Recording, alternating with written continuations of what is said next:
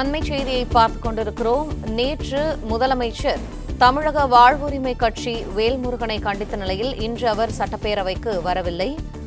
தமிழக வாழ்வுரிமை கட்சி வேல்முருகன் இன்று ஆப்சென்ட் ஆகியிருக்கிறார். கூடுதல் தகவல்களை எமது செய்தியாளர் பாண்டியராஜன் வழங்க கேட்போம். பாண்டியராஜன், முழு விவரங்கள் என்ன?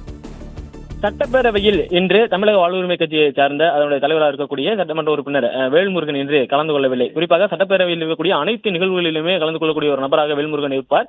நேற்று சட்டசபையில் நடக்கக்கூடிய அந்த சம்பவம் காரணமாக அவர் இன்று வரவில்லை என்கின்ற தகவல் என்பது வெளியாகி இருக்கிறது. குறிப்பாக அவை முன்னர் இருக்கக்கூடிய அந்த பகுதிக்கு நேராக இருந்து சென்று சபாநாயகர் இருக்கக்கூடிய பகுதிக்கு தனக்கு வாய்ப்பு வழங்க வேண்டும் என கை நீட்டி பேசிக் கொண்டிருந்தார் வேல்முருகன். அதே நேரத்தில் அருகில் இருக்கக்கூடிய அமைச்சர் சேகர் பாபு அவர்களும் இருவருக்குமான அந்த ஒருமையில் பேசக்கூடிய அந்த வாக்குவாதம் என்பது நேற்று சட்டப்பேரவையில் நடந்தது. அப்போது குறுக்கிட்ட முதலமைச்சர் அவர்கள் இதுபோன்று பேசக்கூடாது, வேல்முருகன் அவர்கள் எப்போது பேசினாலும் அறிவார்ந்து பேசுவார், ஆனால் தற்போது அதிக பிரசங்கித்தனமாக அவருடைய செயல் அவையில் இருக்கிறது, அவையினுடைய மாண்பை கெடுக்கும் வகையில் இருக்கிறது என கண்டிப்புடன் அவரை விமர்சனம் செய்தார்.